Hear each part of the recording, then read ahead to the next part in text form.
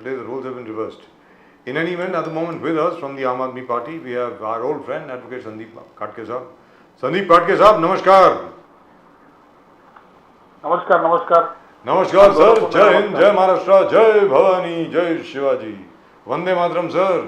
जय हिंद जय हिंद जय महाराष्ट्र.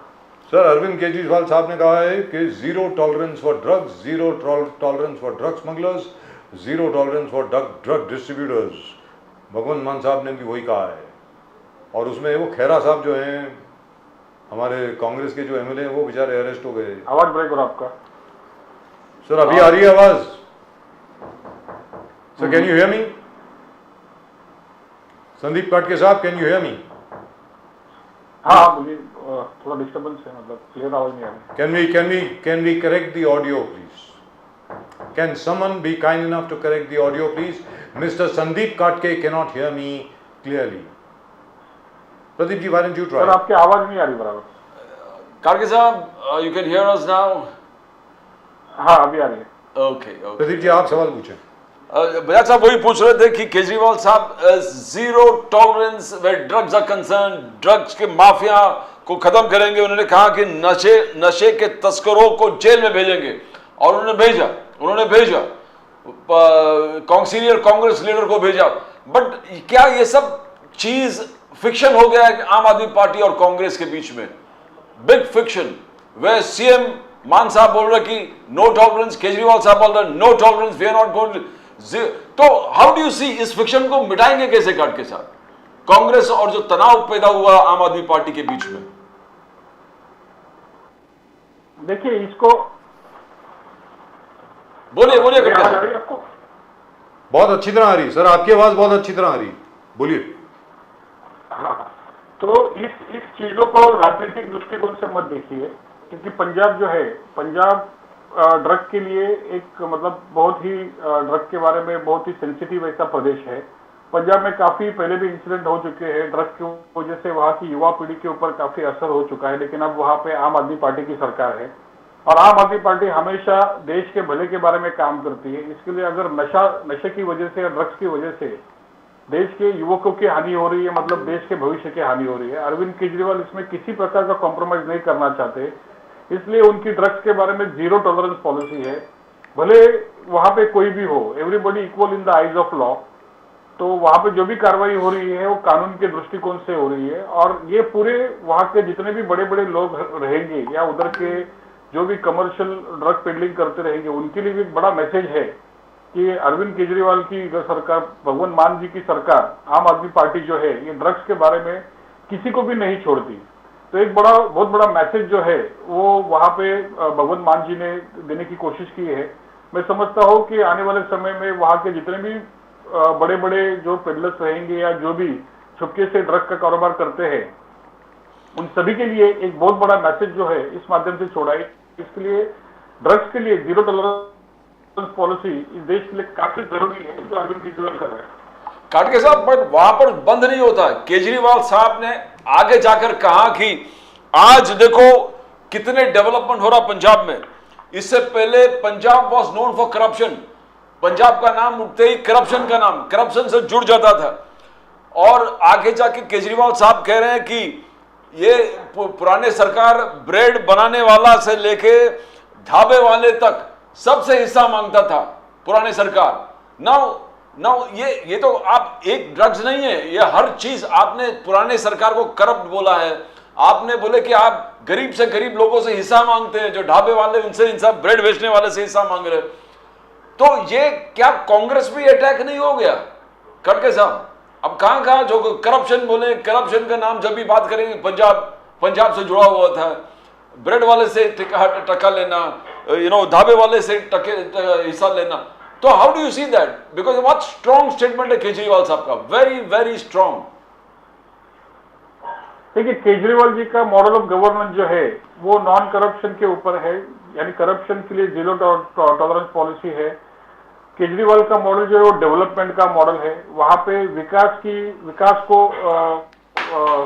फर्स्ट प्रेफरेंस दिया जाता है. वहां पे एजुकेशन हो, वहां पे अगर बिल्डिंग का कंस्ट्रक्शन, वहां पे शिक्षा हो, वहां पे अगर हॉस्पिटल्स हो, उन सबके ऊपर ध्यान दिया जाता है. इसके लिए केजरीवाल जी का जो मॉडल है वो इस चीज के बारे में, करप्शन के बारे में पहले से ही, मतलब आम आदमी पार्टी का गठन हुआ है वो हुआ ही नॉन करप्शन के लिए।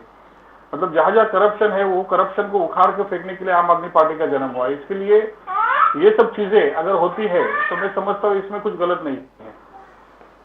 जी, लेकिन यहां पर सबसे बड़ी बात यह हो रही है कि जान करके कई कांग्रेस के नेता हैं जिन्होंने अटैक किया अरविंद केजरीवाल पर, यह कहा कि भगवंत मान साहब की मीटिंग हुई अमित शाह जी के साथ और उसके 4 दिन के बाद एक पुराने केस में खैरा साहब को अरेस्ट कर लिया गया। यह भी कहा जा रहा है कि स्टेट के अंदर क्या आम आदमी पार्टी बीजेपी की बी टीम बन गई है। यह दोबारा आपके ऊपर लांछन लगाया गया है सर काटके साहब। देखो, लांछन लगाना ये अलग बात है। अभी इस चीजों के बारे में ज्यादा खुलासा, मतलब मुझे पूरी जानकारी नहीं, इसके लिए मैं ज्यादा इसके ऊपर बात नहीं करना चाहता। लेकिन जहां तक इन सब मुद्दों की बात है तो आम आदमी पार्टी का विजन जो है वो एकदम क्लियर है। अगर आम आदमी मतलब जहां पे करप्शन की बात आती है, जहां पे दुबलेपन की बात आती है, जहां पे युवाओं की बात आती है, वहां पे आम आदमी पार्टी की नीति जो है एकदम साफ है। जी काटके साहब, जो बिहार का जो कास्ट सेंसस हुआ, बिहार का कास्ट सेंसस के बाद ऐसे आंकड़े आए कि 84% पूरे सब समाज, ओबीसी समाज को पकड़ के और एससी को पकड़े, शेड्यूल कास्ट को पकड़ के 84% है। राहुल गांधी जी, कांग्रेस जो आपके घटक दल है इंडिया अलायंस में, उन्होंने कहा कि जितना आबादी उतना हक, जितना आबादी उतना हक। तो नरेंद्र मोदी जी ने आज पूरे जितने उनके सभा थे इस चीज को हाईलाइट कर दिया कि जितने आबादी उतने हक है। तो हमारे हिसाब से सबसे बड़ी आबादी गरीबों का है और मैं गरीबों का काम करूंगा, गरीबों के लिए मेहनत करूंगा, जो भी करना है। बट ये कास्ट सेंसस एक बहुत बड़ा इशू बन गया है with in the Congress also and 84%। तो आप कैसे इस चीज को देखते हो खाड़के साहब? देखिए, बीजेपी की बात करेंगे तो जब ओबीसी के लिए वीपी सिंह ने मंडल आयोग का जब गठन किया, उसी समय पे मंडल का कमंडल ये जो राजनीति शुरू हुई, क्योंकि ओबीसी को जब उनके हक मिलने मतलब मिलने की बात होने के लिए मंडल कमीशन का जब वीपी सिंह ने आयोग बनाया और उसके ऊपर पूरा सेंसस के ऊपर काम चालू हुआ, तभी बीजेपी ने राम मंदिर के मुद्दे पर रथ यात्रा निकाली और सब जाति के लोगों को हिंदुत्व के नाम पे इकट्ठा करने की कोशिश की। तो बीजेपी शुरुआत से ही ओबीसी रिजर्वेशन के अगेंस्ट में है। अगर आप बात करेंगे हर एक स्टेट की, महाराष्ट्र में भी अभी जो ओबीसी रिजर्वेशन के बारे में जितनी भी चीजें चल रही है, बीजेपी पिछले समय भी सत्ते में थी, अभी भी सत्ते में है, लेकिन बीजेपी को ये मुद्दा है जो सॉल्व नहीं करना है। इसके लिए ये मुद्दे को डाइवर्ट करने के लिए मोदी जी अलग अलग तरीके के तर्क वितर्क देते हैं, क्योंकि उनके पास एक ही नेता है, एक ही ब्रांड है जो लोगों को गुमराह कर सकता है। इसके लिए इस मुद्दे पर भी उन्होंने मोदी जी को उतारा है और मोदी जी ने इस ओबीसी के रिजर्वेशन, क्योंकि देखो ओबीसी के, अगर ओबीसी की बात करेंगे हम लोग तो अपने कॉन्स्टिट्यूशन में डॉक्टर बाबा साहब अम्बेडकर ने पहले ही वहां पे प्रोविजन करके रखी थी, लेकिन 90s के बाद में ओबीसी का जिस प्रकार से काफी राज्य जो थे वहां पे सेंसस नहीं हो पाया। अभी बिहार ने पहला सेंसस किया है, मैं समझता हूँ वो एक हिस्टोरिकल सेंसस है, क्योंकि इसके पहले ओबीसी का कभी भी गिनती नहीं हुआ। लास्ट एससी की गिनती जो है वो 1938 में हुई थी, उसके बाद में कास्ट सेंसस नहीं हुआ। देखो, ये कॉन्स्टिट्यूशन में रिजर्वेशन बनाई है इक्वल अपॉर्चुनिटी के लिए, हर समाज को अपना इक्वल अपॉर्चुनिटी मिलनी चाहिए, समान संधि मिलनी चाहिए, इसके लिए बनाया है। अगर इसमें आप इसका सेंसस करके अगर उस जाति की जो गणना है उसके हिसाब से अगर उसको रिजर्वेशन देते हैं तो मैं समझता हूँ ये कोई गलत बात नहीं है और ऐसे ही होना चाहिए। जी, लेकिन यहाँ पर यह भी कहा जा रहा है कि शायद कि बिहार स्टेट गवर्नमेंट का जो सेंसस है वो शायद गैर कानूनी है, क्योंकि सेंसस करने का हक सिर्फ केंद्र के पास है, ये भी कहा जा रहा है।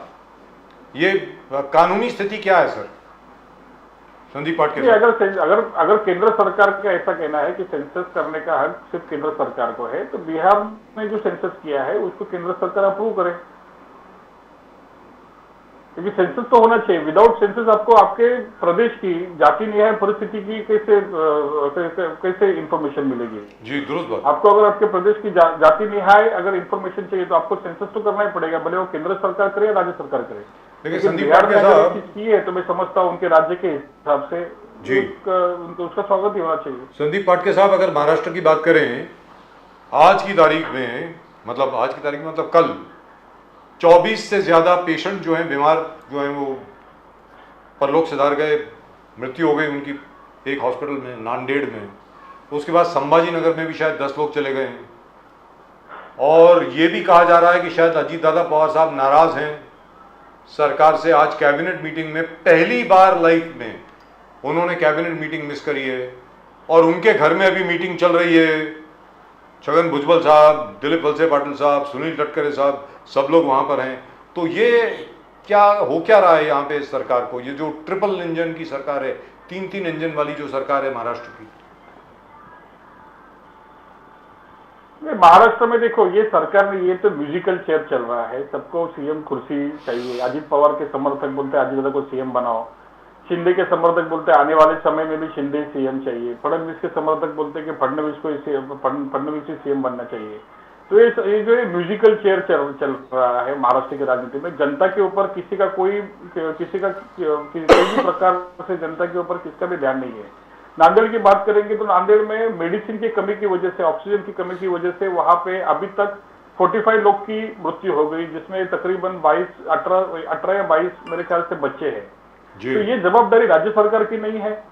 अगर शासकीय हॉस्पिटल में अगर आप सुविधा दे नहीं सकते, आपके पास इतना सारा फंड है, आप सरकार का पैसा जो है वो हजारों करोड़ों रुपए जो है वो आप पब्लिसिटी के लिए खर्च करते हो, ब्यूटिफिकेशन के लिए खर्च करते हो, खासदार, आमदार, नगर सेवक इनको खरीदने के लिए खर्च करते हो, लेकिन जो महाराष्ट्र की जनता है उनकी जो बेसिक नेसेसिटी है, जैसे कि सरकारी अस्पताल, जो गरीब लोग हैं वो सरकारी अस्पताल में इलाज लेने जाते हैं, वहां पे सरकारी अस्पताल में सभी प्रकार की टेस्ट और सभी प्रकार के औषध जो है, मेडिसिन जो है वो फ्री दिए जाते हैं। लेकिन वहां पे नांदेड़ की अगर हम बात करेंगे, वहां पे मेडिसिन की कमी थी। तो ये किसकी जिम्मेदारी है? राज्य सरकार की जिम्मेदारी। मैं समझता हूँ ये सरकार को सरकार में रहने का हक ही नहीं है। अगर आप आपके नागरिकों की जिंदगी अगर आप बचा नहीं सकते तो आप किस लिए राज कर रहे हो? किसके लिए राज कर रहे हो? खुद के लिए, पैसे कमाने के लिए, करप्शन करने के लिए, कि आपको सत्ता में रहने का इसके लिए? तो मैं समझता हूँ ये बहुत धिक्कारजनक बात है और मैं इस चीज का निषेध करता हूँ। लेकिन यहाँ पर तो ये हो रहा है कि मतलब सरकार की तरफ से तो कोई खास वक्तव्य आ ही नहीं रहा है। ये कहा जा रहा है कि हसन मुशर्रफ साहब जो हैं, वो क्या मुशर्रफ यही है ना, हेल्थ मिनिस्टर साहब जो हैं, वो जा करके उसकी इंक्वायरी करेंगे, ये करेंगे, वो करेंगे। बट नो वहां पे पालक मंत्री जो है नांदेड़ के गार्डियन मंत्री गिरीश महाजन जी है, जो फडणवीस जी के हनुमान कहा जाते हैं जी। तो किधर भी क्राइसिस होते हैं तो गिरीश महाजन जी पहुंच जाते हैं। तो वहाँ के पालक मंत्री है, क्या उनकी जिम्मेदारी नहीं है कि हॉस्पिटल में कुछ चीजें अगर कम है, डीपीसीसी का फंड रहता है, राज्य सरकार का फंड होता है। अपने यहाँ पे पूरे महाराष्ट्र सरकार में खाली 4% का बजट जो है वो हेल्थ की सुविधाओं के ऊपर खर्च किया जाता है, जबकि आप दिल्ली की बात करोगे तो 12%, 12% जो बजट है वो हेल्थ के ऊपर खर्च किया जाता है। तो इतनी बड़ी तफावत है। यहाँ के राज्यकर्ताओं को लोगों के बारे में कोई संवेदना ही नहीं है। यहाँ के जो राज्यकर्ता है ये सब लोगों को ग्रहित धर के राजनीति कर रहे हैं अभी, क्योंकि सबको सत्ता में रहना है। यहाँ पे कौन क्या कर रहा है किसी को पता नहीं। सब लोग को मंत्री पद की लालसा लगी है। अभी 2 दिन से हम देख रहे हैं कि मंत्री पद का विस्तार होने वाला है, मंत्री पद की विस्तार होने वाला है। इसके लिए काफी एमएलए जो वेटिंग लिस्ट में है। अभी शिंदे और फडणवीस दोनों भी दिल्ली गए हैं। मेरे ख्याल से उनको मंत्री पद अभी जो बांटने हैं उसके लिए दिल्ली गए, लेकिन महाराष्ट्र में क्या हो रहा है इस बारे में इनको किसी प्रकार की कोई भी संवेदना नहीं है। लेकिन संदीप पाटके साहब, एक सवाल मैं आपसे पूछता हूँ मैं चाहूंगा आप इसका खुले दिल से जवाब दें। सर, इस पूरी घटना की मैंने कवरेज देखी कल जब ये खबर आई। मैं नेशनल चैनल्स की बात कर रहा हूं। खबर आई, रिपोर्ट किया, उसके बाद खत्म। मान लीजिए अगर ऐसी कोई घटना खुदा ना खास्ता किसी आम आदमी पार्टी शासकीय राज्य में हो रही होती, शासित राज्य में हो रही होती या हो गई होती, ऐसे तो नहीं होगा वैसे, because the medical care is being done run very well in both Punjab and Delhi, तो कवरेज कैसी होती सर? इसके लिए तो हम उसको गोदी मीडिया बोलते हैं, क्योंकि गोदी मीडिया का काम यह है जहां जहां पे बीजेपी की सरकार नहीं, वहां के चीजों को, वहां के खबरों को तोड़ मरोड़ कर और बड़ी बड़ी चीजें बनाकर दिखा देना। लेकिन जहां पे बीजेपी का राज है, बीजेपी के राज में अगर कोई गलत चीज भी होती रहेगी तो उसको छुपाना काम जो है इस प्रकार की मीडिया करती है। इसलिए इंडिया गठबंधन के माध्यम से भी, कल इंडिया गठबंधन का गांधी जी के जयंती के ऊपर एक मार्च हमने रखा था, उसको पुलिस ने रोका।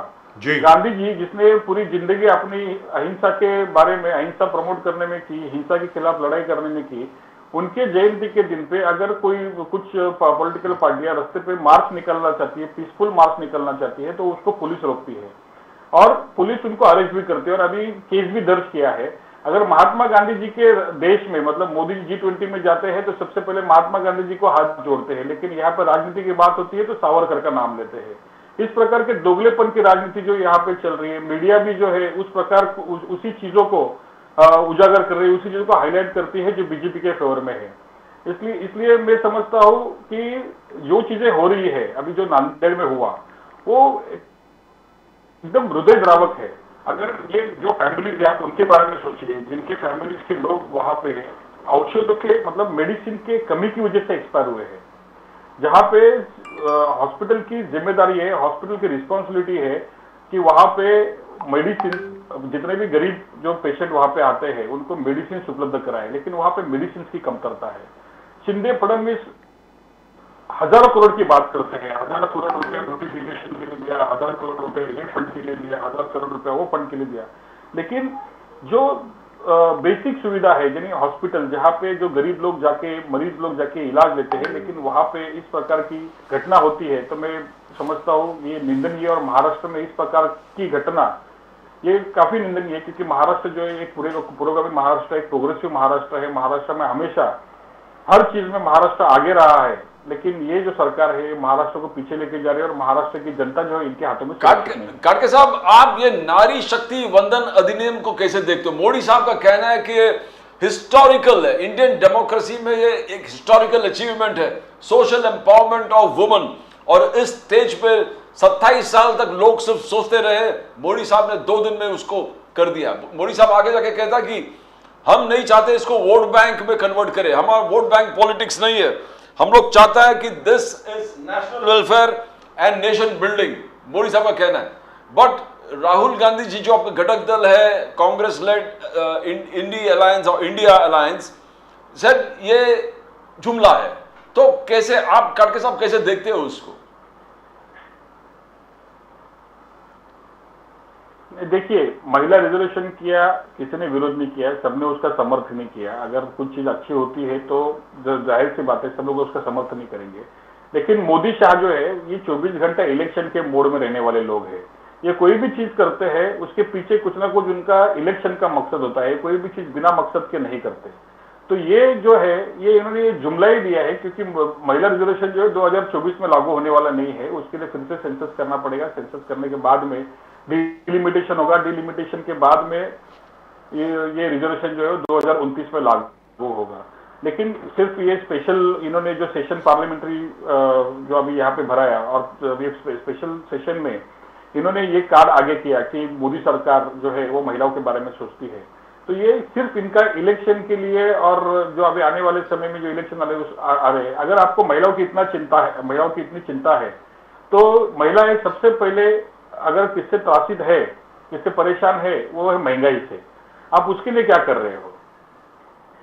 आप उसके लिए कुछ नहीं करे, लेकिन आपने एक रिजर्वेशन का एक कार्ड फेंका जो 2029 में लागू होने वाला, और उसके बारे में आप आपकी खुद की वाहवाही करके ले रहे हो। तो मैं समझता हूँ एक प्रकार का जुमला ही है। और केजरीवाल साहब जो डोर स्टेप सर्विसेज, चाहे वो दिल्ली का हो या पंजाब का हो, बोले कि प्रशासन से हमने ये किया है कि लोगों का जो एसेंशियल सर्विसेज है वो डोर स्टेप है। It's a revolution. इसमें करप्शन खत्म करने का एक विषय है, और दिखता है, लोगों को दिखता है, सबको दिखता है कि इसमें करप्शन टोटली बंद हो जाएगा जब आप सर्विसेज आपके घर पहुंच के सब आपको डिलीवर होता रहेगा। तो ये आपको नहीं लगता है मुंबई, महाराष्ट्र और अलग अलग राज्यों में ये डोर स्टेप सर्विस होना चाहिए? भले महाराष्ट्र में बोलते हैं कि सरकार आपके दरवाजे पे है, but is it so successful as the Kejriwal ji model? यहाँ पर सरकार आपके दरवाजे पे आ ही रहे, एक नाथ शिंदे जी। केजरीवाल जी से ये सब लोग मुकाबला नहीं कर सकते, क्योंकि केजरीवाल जी जो है वो क्या कोई राजनेता नहीं है, मतलब वो क्या मतलब कोई पॉलिटिकल फैमिली से आए नहीं है, या फिर कोई गुंडागर्दी करके किसी का खून करके राजनीति में आए नहीं है। आप देखो यहाँ पे जितने भी राजनेता अभी मौजूद है वो कोई ना कोई किसी प्रकार का बड़ा भ्रष्टाचार है, कोई किसी फैमिली से आया है, कोई भ्रष्टाचार करके आया है, या कोई बड़ा क्राइम करके आया है। तो केजरीवाल जी का उद्देश्य यही है कि जो जनता है जिन्होंने उनको नेता बोल के चुन के दिया है, कैसे भी करके उनकी सेवा की जाए, और वो सेवा के उपलक्ष्य से वो अलग अलग स्कीम निकालते हैं। उसमें कोई भी अलग प्रकार की उनकी भावना नहीं होती, उनकी वोट बैंक पॉलिटिक्स नहीं होती। उनको उस माध्यम से किसी प्रकार के लोगों को वोट के लिए लुभाने की जरूरत नहीं है, क्योंकि जो जनता है, जिसने दिल्ली और पंजाब की जनता, वो जनता इतनी होशियार है कि उनको मालूम है कि इस समय में अगर देश में अगर कोई पार्टी है जो लोगों के बारे में सोचती है वो आम आदमी पार्टी है। लेकिन यहाँ पे अगर हम देखेंगे, महाराष्ट्र में देखेंगे या और दूसरे अन्य राज्यों में देखोगे, जहाँ पे बीजेपी ने अलग अलग नेताओं को तोड़ के, अलग अलग एमएलए को फोड़ के वहां पे सत्ता स्थापन किया। महाराष्ट्र की बात करोगे तो महाराष्ट्र में शिवसेना को तोड़ा, अभी राष्ट्रवादी को तोड़ा। यानी महाराष्ट्र में उनको उनकी हार दिख रही थी। लोकसभा में अगर शिंदे नहीं टूटते और अजित पवार भी नहीं टूटते तो उनकी 10 से ज्यादा सीटें नहीं आ पाती। खड़गे साहब, मैं ये पूछ रहा हूँ, हर जगह पे इसमें थोड़ा स्पष्टता दे रहे कि सरकार आपके दरवाजे पर, सरकार आपले दार, ये यहाँ के स्कीम है, यहाँ के सरकार में एकनाथ शिंदे, देव फडणवीस, अजित पवार खुद जा रहे हैं लोगों के घर में, मीन्स प्रॉब्लम सॉल्व करने के लिए। और केजरीवाल जी का मॉडल है कि डोर स्टेप सर्विसेज। तो आप जमीन से जुड़े हो, आपने हर चीज देखा, आप लोगों से मिलते हो, ये सरकार आपके दरवाजे तक आ रही है। ये स्कीम किस प्रकार से, इज इट सक्सेसफुल? क्या लोगों में इसका इफेक्ट हुआ? क्या लोगों को न्याय मिल रहा है, जस्टिस प्रोवाइड हो रहा है? तो आप, सरकार आपके दरवाजे पर, इस स्कीम को कैसे देखते हो आप, काटके साहब? आपका आवाज गायब हो गया। सरकार अपने दरवाजे पर जो स्कीम है, इज इट सक्सेसफुल, काटके साहब? नहीं, देखिए, ये सिर्फ मतलब ये पब्लिसिटी स्टंट है। इसमें जितने पैसे खर्च होते हैं, ये जो नेता लोग जाते हैं सरकार अपने दारी में, जिस प्रकार के बड़े बड़े इवेंट वो करते हैं, जिस प्रकार के इवेंट कंपनी को कॉन्ट्रैक्ट देते हैं। अभी जैसे हमने कुछ दिन पहले देखा कि एकनाथ शिंदे जी के मित्र है जो थाना के आशर ग्रुप के बिल्डर है, उनको नरीमन पॉइंट में एक 15,000 स्क्वायर फीट का ऑफिस दिया, जिसका भाड़ा 21 लाख रुपए है पर मंथ।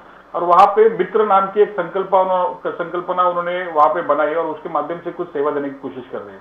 तो ये जितने भी ये सब इवेंट करते हैं, इसमें लोगों का कुछ फायदा नहीं होता। सरकार अपने दारी में ये लोग सब जाते हैं, वीवीआईपी दौरे करते हैं, 5 स्टार होटल में रहते हैं, बड़े बड़े सेमिनार्स कंडक्ट करते हैं, लोगों के पास जाते हैं, वहां पे इवेंट करते हैं, लेकिन जनता के हाथ में कुछ मिलता नहीं। आप देखिए, अगर ये सरकार अपने दारी अगर ये सक्सेसफुल होता तो नांदेड़ में जो घटना हुई वो होती। सरकार को खबर ही नहीं है कि कहां पे कौन सी चीज की कमी है, क्योंकि सरकार के पास मॉनिटर करने के लिए यंत्रणा नहीं है। ये लोग सिर्फ अपने लोगों को कॉन्ट्रैक्ट देने में व्यस्त है।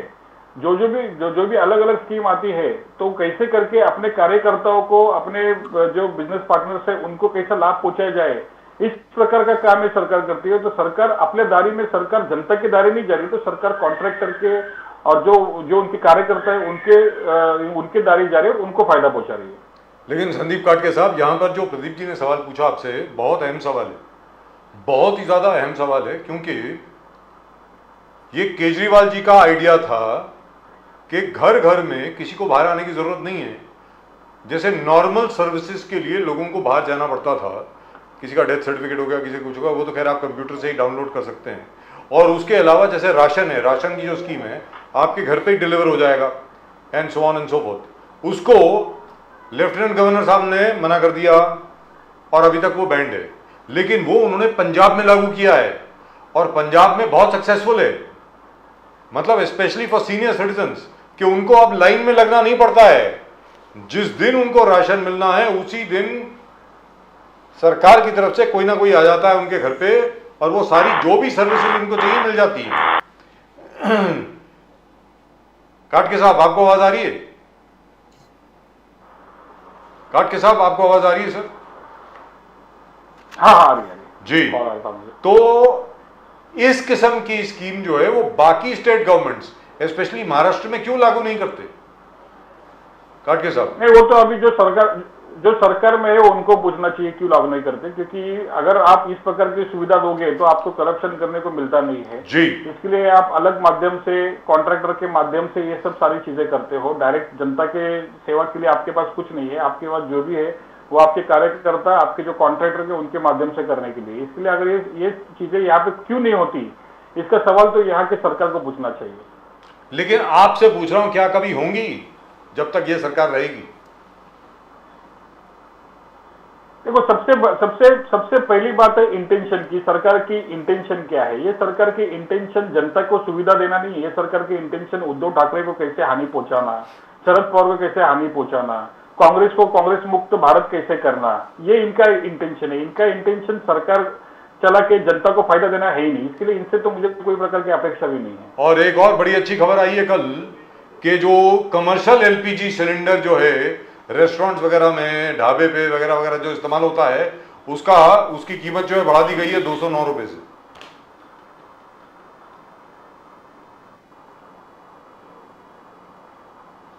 209 रुपए से कमर्शियल एलपीजी सिलेंडर की कीमत बढ़ा दी गई है महाराष्ट्र में, काट के साथ। नहीं, जैसे भी जिस प्रकार से लूट मचा सकते हैं उस प्रकार की लूट मचाने का काम जो है ये सरकार कर रही है। यहाँ पे किसी को भी कोई प्रकार की राहत नहीं मिलती। आप हर जगह पे देखिए, आप हॉस्पिटल, यहाँ के हॉस्पिटल में कोई सुविधा नहीं, यहाँ के जो गौर सरकारी स्कूल थे इसके लिए कोई सुविधा नहीं। लेकिन कैसे भी करके जनता के जेब से पैसे कैसे निकाला जाए इसके बारे में ये सरकार माहिर है। इसके लिए अगर कमर्शियल का जो प्राइस है इन्होंने बढ़ाया तो इसका सीधा सीधा पैसा जो है वो सरकार को आने वाला है। और ये भ्रष्टाचार के माध्यम से इनकी पार्टी बढ़ाने के लिए, इनके कार्यकर्ता बढ़ाने के लिए, इनका प्रेजेंस बढ़ाने के लिए मार्केटिंग में जाने वाला है। प्रदीप जी, काटके साहब, ये आपका एक एंटी करप्शन प्लान है। एंटी करप्शन, केजरीवाल साहब का एंटी करप्शन प्लान, प्रशासन एब्सोल्युटली एंटी करप्शन किस प्रकार से, मगर यहां पर जिस प्रकार से स्टेट पे कोविड सेंटर घोटाला जिसमें सुजीत पाटकर, सूरज चौहान, ये आपका अलायंस पार्टनर उद्धव जी ठाकरे जी का आपके आवाज में प्रॉब्लम है, आवाज नहीं आ रही मुझे। यूबीटी नो, आप करप्शन फ्री बोल रहे, मगर यहां पर जो करप्शन के चार्जेस लगाकर सुजीत पाटकर, सूरज चौहान पे इंक्वायरी चालू है, ईडी का इंक्वायरी चालू है, एंटी करप्शन ब्यूरो का इंक्वायरी चालू है, तो आपका वो करप्शन, एंटी करप्शन प्लेटफॉर्म क्या हिल नहीं जाएगा? बिकॉज यहां पर जितने केसेस फाइल हो रहे हैं एंड करप्शन का, तो कोविड स्कैम है, खिचड़ी स्कैम है, खिचड़ी घोटाला है, तो खाटके साहब आप लोगों को कैसे कन्विंस करेंगे कि हमारे टोटली करप्शन फ्री सोसाइटी आप एस्टैब्लिश करेंगे? देखिए, यहाँ पे करप्शन के चार्जेस सिर्फ अपोजिशन के ऊपर ही है। जब तक ये सत्ता में थे तब तक किसी के ऊपर कुछ चार्जेस नहीं थे। अभी जैसे कि आप एनसीपी की बात करिए, एनसीपी के अभी जितने लोग सत्ता में शामिल हुए हैं उनके ऊपर से सब चार्जेस, मतलब समझ लो कि सब इंक्वायरी जो है अभी क्लीन चिट थोड़ी में मिल जाएगी। और यहाँ पे जो विरोधी पक्ष में बैठे हैं, आप अगर मुंबई महानगर पालिका में देखोगे तो मुंबई महानगर पालिका में अपने जो पालक मंत्री है गार्डन मिनिस्टर लोधा जी, उनको ऑफिस दिया गया है। वहां से वो सब कॉन्ट्रैक्टर को अपना अपना कॉन्ट्रैक्ट बांटते हैं और उसका हिस्सा जो है वो जमा करने के पीछे लग गए हैं। तो बहुत बड़ी लूट जो है ये बीजेपी करप्शन के माध्यम से कर रही है। और लेकिन जो विरोधी पक्ष के लोग हैं जो इनको आने वाले समय में चैलेंज देने वाले हैं, आने वाले समय में इनको हराने वाले हैं, तो कैसे भी करके उनको जेल के अंदर कैसे डाला जाए, कैसे भी करके उनकी इमेज कैसे टार्निश की जाए। देखिए, अभी मैं देखते रहता हूँ सोशल मीडिया पे नीतीश राणे के कमेंट देखते रहता हूँ, मतलब मुझे शर्म आती है कि महाराष्ट्र में इस प्रकार के नेता है, इस प्रकार के लोग हैं जो इस प्रकार की भाषा का उपयोग जो है राजनीति में करते हैं। संजय राउत जी एक वरिष्ठ नेता है और नीतीश राणे एक छोटा सा, मतलब समझो उनके बच्चे के उम्र का रहेगा। तो नारायण राणे जी को इतनी भी समझ नहीं कि अपने बच्चों को किस प्रकार के संस्कार उन्होंने दिए हैं। वो किसी को भी नाम लेके बुलाते हैं, किसी को भी गालियां देते हैं। तो किस प्रकार की राजनीति आप करते हो? देखो, राजनीति में मतभेद हो सकते हैं, मनभेद जो है मतलब पर्सनल ग्रीवियंस जिसको बोलते हैं, ये नहीं होना चाहिए। क्योंकि सत्ता का उपयोग जो है आपको जनता के लिए करना है, ना कि आपके खुद के प्रॉस्पेरिटी के लिए करना है, आपके खुद के उद्योग धंधे बढ़ाने के लिए करना है। लेकिन महाराष्ट्र में फिलहाल जो राजनीति चल रही है वो शर्मनाक है। मैं समझता हूँ महाराष्ट्र की जनता को अब ये राजनीति अपने हाथ में लेनी चाहिए और महाराष्ट्र की जनता को अपने आप में से कोई एक अच्छा विकल्प देना चाहिए। अगर आप शिंदे जी की बात करोगे तो शिंदे जी एक पार्टी को तोड़ के बीजेपी में शामिल हुए, आपको लगता है कि उनके साथ में जो आए हैं वो बिना किसी स्वार्थ के या बिना किसी लाभ के आए हैं? अभी जैसे अभी मिनिस्ट्री एक्सटेंशन की बात चल रही है तो काफी मिनिस्टर जो है फील्डिंग लगाने चालू हुई, इनको जनता की कुछ नहीं पड़ी, कैसे भी करके सत्ता के माध्यम से करप्शन करके अपने घर कैसे भरा जाए, अपने बच्चों को कैसा फायदा पहुंचाया जाए, अपने कार्यकर्ताओं को कैसे पहुंचा जाए, इस प्रकार की राजनीति महाराष्ट्र में चल रही है। मैं समझता हूँ ये बहुत ही दुर्दैवी राजनीति का एक चैप्टर जो है ये बीजेपी के माध्यम से महाराष्ट्र में चल रहा है। Right, ये thank you so last much. एक वागनाक में जी। पूछूं कार्के साहब, ये वागनाक का बहुत बड़ा कंट्रोवर्सी चल रहा है। सुधीर मुनगंटीवार जी खुद लंदन जा रहे हैं वागनाक लेके आने के लिए। कुछ लोगों का कहना है कि शिवाजी महाराज जी ने इसको इस्तेमाल किया अफजल खान को मारने के लिए। आदित्य ठाकरे जी कहता है कि इसके लिए और साइंटिफिक प्रूफ आपको देना पड़ेगा। मगर बीजेपी ने पूरे यात्रा तय किए पूरे महाराष्ट्र में ये वागनाक को लेके और इस चीज को बहुत हाईलाइट करेंगे। तो ये वागनाक का कंट्रोवर्सी में आपका क्या स्टैंड है? देखिए, छत्रपति शिवाजी महाराज जो है इस महाराष्ट्र के पूरे देश के एक आदर्श पुरुष है। उन्होंने पूरे भारत को ये बताया है कि हिंदवी स्वराज्य की स्थापना जो है ना ही कोई जाति धर्म या भाषा देख के होती है। जो सिंधु नदी के पार से बंगाल के उपसागर तक जो लोग रहते हैं वो सभी हिंदवी स्वराज्य के लोग हैं। इनमें किसी भी प्रकार का कोई भी प्रकार का द्वेष भावना उन्होंने कभी अपने आप में देने नहीं दी। लेकिन बीजेपी जो है हर चीज में राजनीति करती है। जैसे कि अभी ये वागनक की राजनीति चल रही है, काफी इतिहासकारक बोलते हैं कि ये वागनक जो है वो शिवाजी महाराज ने वापरा है, लेकिन बीजेपी इसको प्रोपोगंडा करना चाहती है क्योंकि इस वागनक से अफजल खान का खून हुआ है। अफजल खान एक मुस्लिम रूलर था या मुस्लिम सरदार था, उसका खून बीजेपी ने, उसका खून छत्रपति शिवाजी महाराज ने किया है। इसके लिए इस वागनक की यात्रा ये लोग कर रहे हैं क्योंकि हिंदू और मुस्लिम में इनको द्वेष बनाकर वोटों का पोलराइजेशन करना है। इसके लिए ये लोगों को भ्रमित करना, धर्म के नाम पर लड़ाना, ये उनका बीजेपी का मैं समझता हूँ धंधा ही है और ये पूरे देश को डुबाकर ही या बर्बाद कर ही मानेंगे। Right, thank you so much, sir. Advocate Sandeep Katke sahab, thank you very much. We had an audio Thank you, problem, thank you but very all the same, it's always a pleasure talking to you. Namaskar, sir. Vande Mataram. Thank you. Well, that's just about it for tonight's show. आज के show में सिर्फ इतना ही। दोनों प्रदीप जी और मेरी तरफ से आप सब लोगों को नमस्कार। जय हिंद, जय महाराष्ट्र, जय भवानी, जय शिवाजी। आप अपने कमेंट्स भेजते रहें and if you haven't subscribe to the channel already please do subscribe. Nation Now को अगर आपने अभी तक सब्सक्राइब नहीं किया है तो वो जो बेल आइकन है ना, घंटी जो बनी हुई है वहाँ पे, उसके ऊपर ज़रा क्लिक कर दें। आपका चैनल है, हम लोग आपके हैं। हाँ, और हमको चाइना से कोई पैसा नहीं मिलता, ये एक बार तो बता दूं मैं आपको। You are concerned because they forgot all about me. They forgot about you. They Yes. forgot about you, and that's a crime. I want to be remembered. And China will have to pay for it. And the Chinese will have to pay a very high price for it. चलिए, आज के लिए सिर्फ इतना ही। आप सब लोगों को वंदे मातरम। Vande Mataram.